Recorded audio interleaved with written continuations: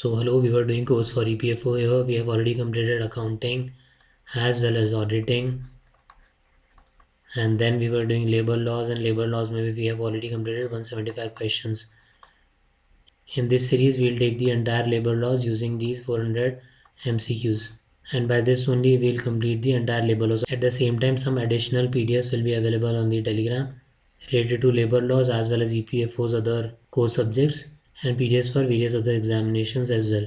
The name is EDUASTRA. If you are unable to find it, then do let me know. I'll provide you with the link. Then let's start. Notice of retrenchment to government under section 25F must be given 3 days before, 7 days before, 15 days before, or no notice needed. So the answer is D. Notice to workmen is mandatory. Notice to government is required only under section 25N for 100 plus establishments. So you have to be very careful with the words as well. क्या बोला गया है? Retrenchment to government and not the workmen. ठीक है. Then penalty for employing child labor in prohibited occupations, fine only, jail, fine plus imprisonment, warning. ये तो you must have seen multiple times कहीं पे लिखा हुआ भी. So fine and imprisonment. So answer is C. Stringent penalties include imprisonment and fine. Which body settles disputes at industry level? Work committee, labor court, industrial tribunal, conciliation officer. So the answer is D, that is your conciliation officer. Labor court adjudicate matters primarily related to closure, retrenchment, disciplinary action, bonus. So the answer is C, that is disciplinary action. Labor courts handle individual disputes, dismissal, misconduct, reinstallment. Then tribunal reference made by A, workers, employers, appropriate government, inspector. C is the right answer, that is appropriate government. Only appropriate government can make an industrial dispute reference. Then strike during conciliation proceedings is legal, illegal, depends on establishment, allowed with notice. So the answer is B, that is illegal. Section 23 prohibits strikes, lockouts during conciliation. Bonus eligibility applies to employees earning up to 12,000, 15,000, 18,000, 21,000. So the answer is D, that is 21,000. Then cess rate under BOCW Act, that is Building and Other Construction Workers Act, 0.5 to 1%, 1% to 2%, 2% to 3%, 3% to 4%. So the answer is B, that is 1% to 2%. Cess collected at the rate 1 to 2% of cost of construction. किसके under? Building and Other Construction Workers Act. The NOSH code requires license for contractors employing 10 workers, 20 workers, 25 workers, 50 workers. So the answer is B, that is 20 workers. Licensing threshold remains 20 plus contract workers. Transfer without workers' consent is unfair labor practice, always illegal, generally allowed, criminal offense. So the answer is C, that is generally allowed. Transfer is managerial prerogative unless malified. Which of these is not an unfair labor practice for employers? Victimization, interference in union activities, refusing to bargain, paying bonus. So the answer is D, that is paying bonus. Bonus payment is legal. Others are listed under 5th schedule. Then re-employment after retrenchment is required within 1 month, 3 months, 6 months, 1 year. So the answer is D. As per section 25H, provides preference to retrench workers for 1 year. Which is not a hazardous process industry? Textile weaving, chemical manufacturing, petroleum refining, explosive manufacturing. So you can clearly see B, C and D. That is chemical manufacturing, petroleum refining and explosive manufacturing are all chemical related. And only one decent industry is there, textile weaving. So A, hazardous is chemical, explosive, gas processing, petroleum, etc. So textile weaving is the right answer.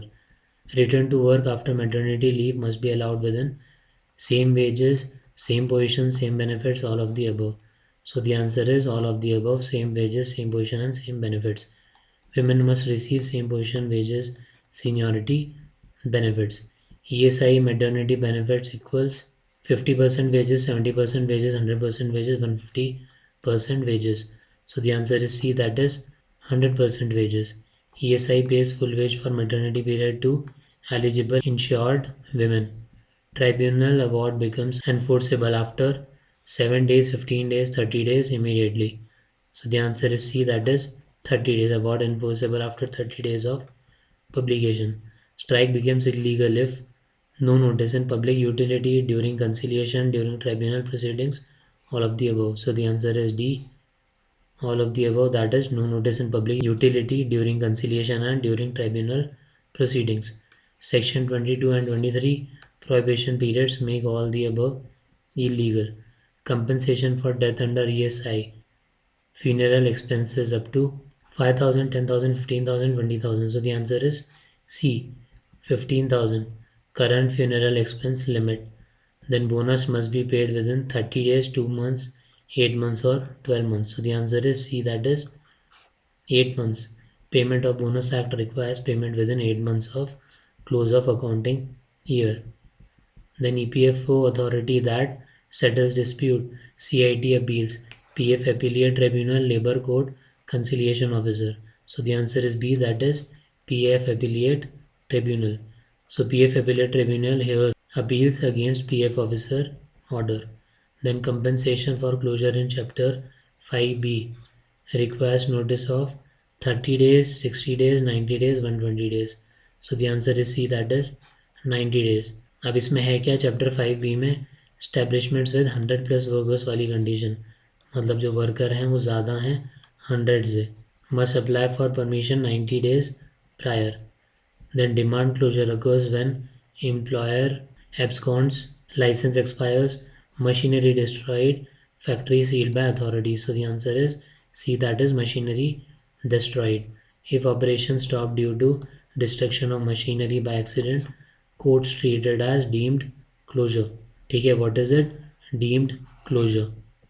Then victimization refers to transfer, harassment for union activity, bonus denial, non-payment of wages. So the answer is B, that is harassment for union activity. Punishing workers for union activity, unfair labor practice. Under OSH code, that is occupational safety, health and working conditions code, welfare officer needed when employees are 100, 250, 500, 750. So the answer is B, that is 250. OSH code revises threshold to 250. Earlier it used to be 500 and now it's 250. Then compensation for layoffs beyond 45 days. 50% wages, 75% wages, full wages, 2 times wages. So the answer is C, that is full wages. After 45 days in a year, employer must pay full wages unless agreement states otherwise. Now again, you have to be very careful with the words. One word which change the entire answer is beyond. ठीक है, compensation for layoff beyond 45 days, मतलब उसके बाद उससे ज़्यादा, more than 45 days, तो उस case में full wages.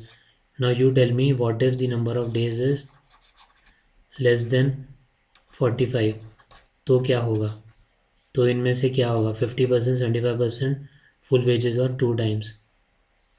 You tell me, otherwise in the next we'll start with this thing only. Then under the Factories Act 1948, the maximum permissible weekly working hours for an adult worker is 48 hours, 44 hours, 50 hours, 60 hours.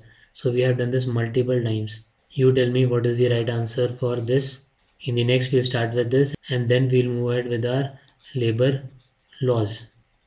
So again, a lot of important PDFs related to different exams as well as new exam notifications are all available on the Telegram channel as well as here. So you can go and have a look. If you are unable to find the channel, then do let me know. I'll provide you with the link. So that's it in this. All the very best and thank you.